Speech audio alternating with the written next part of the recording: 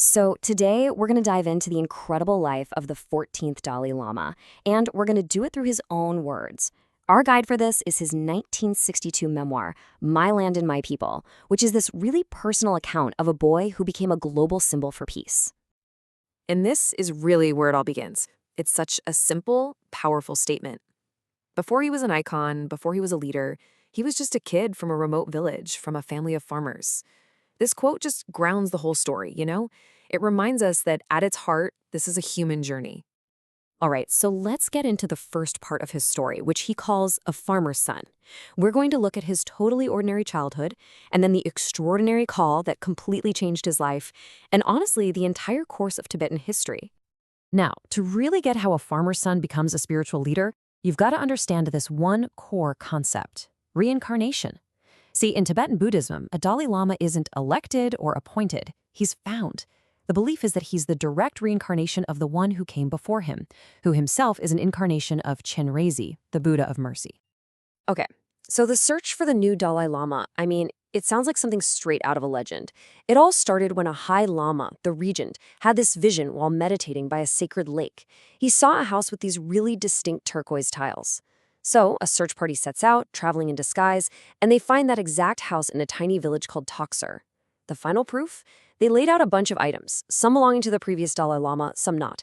And this little 2-year-old boy walks up and correctly identifies all of the previous Dalai Lama's things, including his rosaries. For them, that was it. He was the one. Can you even imagine you're 4.5 and you're taken from your family, from your village, on this massive months-long journey to the capital city, Lhasa? He writes about how people were literally crying with joy, how there was music everywhere he went. And then, in 1940, it's official. He's placed on the lion throne, becoming not just the spiritual leader, but the political ruler of all of Tibet. So that brings us to the second part of his memoir, which he calls The World on the Roof. And here, he just paints this amazing picture of his youth, growing up in this totally unique, isolated world of traditional Tibet. His early life was basically split between two totally different worlds. You had the Potala Palace. Look at it. It's this huge, ancient fortress, the center of all government and ceremony. But then there was the Norbulinka, the jewel park. And this, he says, this was his home. It was a beautiful garden with palaces and peacocks, a place where he could actually be a kid. It's this incredible contrast between immense duty and a simple childhood. And his education, well, it was just as unique. He had this super rigorous traditional curriculum. We're talking metaphysics, dialectics, the whole deal. But at the same time, he had this secret fascination with mechanical things. He writes about finding these 3 old cars from the 1920s and just taking them apart to figure out how they worked. It's such a great little detail that shows you the curious kid behind the title. But this isolated world, it wasn't going to last. This next section marks the huge crisis in his story: the collision with China. And this is where the tone of the book just changes completely, as Tibet is suddenly and violently confronted by the new communist government in China. And you can just see how quickly things spiraled. The invasion in 1950 forces him, at only 16 years old, to take on full political power. He goes to Beijing in 54, really hoping for a peaceful solution, but that hope just fades away. By 56, the repression gets so bad that guerrilla warfare breaks out.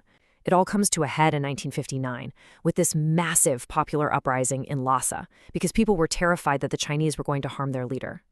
And it was during that 1954 trip that something happened that just laid everything bare.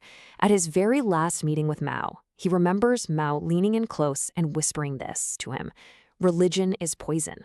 For the spiritual leader of one of the most religious peoples on earth. Hearing that, well, it was absolutely terrifying. It showed him that their two worldviews were just completely fundamentally at odds. The conflict is at a boiling point, which brings us to the most dramatic part of this story: escape over the Himalayas. The uprising in Lhasa has exploded, and the Dalai Lama is facing a truly impossible choice. Just picture this scene. His summer palace is surrounded by thousands of his own people who have formed this human shield to protect him. But just outside that shield, Chinese artillery is in position, and they've started shelling the area. What do? It's an absolutely no-win situation. He made a choice. He decided to flee. Disguised as a soldier, he slipped out of the palace in the middle of the night. And what followed was just this unbelievably dangerous 2-week journey into exile. He and his small group crossed the Himalayas on foot and on horseback, through these treacherous, snow-covered mountain passes, some of them at an altitude of over 19,000 feet. And it turns out that decision to leave, it was absolutely critical. He writes that just 2 days after he got out, the Chinese army unleashed this full-scale, devastating bombardment on the city. They destroyed palaces, ancient monasteries, and killed thousands of people. There's almost no doubt that his escape saved his life. So finally, we get to the last part of his book, A Voice in Exile. And, his story doesn't end with the escape. Not at all. In a lot of ways, his flight from Tibet was the beginning of a whole new mission, this time on a global stage. And this is the message he brought with him to the rest of the world. Think about it. After losing his country, after watching his people be crushed, he wrote this: "We Tibetans still have no feeling of hatred for the great Chinese people. Our only wish is to live our own lives in peace." It's just such a profound statement of his commitment to nonviolence. So in exile, his entire mission really transformed. He had to care for the tens of thousands of refugees who followed him. He had to build schools to make sure Tibetan culture and religions survived. And he became this global voice for peace, for human rights, always making sure the world didn't forget what was happening back home. He was no longer just the leader of Tibet. He became a symbol of peace for the entire world. And when you boil it all down, his life, his story, as he tells it in My Land and My People, it really leaves us with this one huge central question. How do you maintain nonviolence when you're facing total annihilation? It's a question that's just as powerful today as it was when he first wrote those words.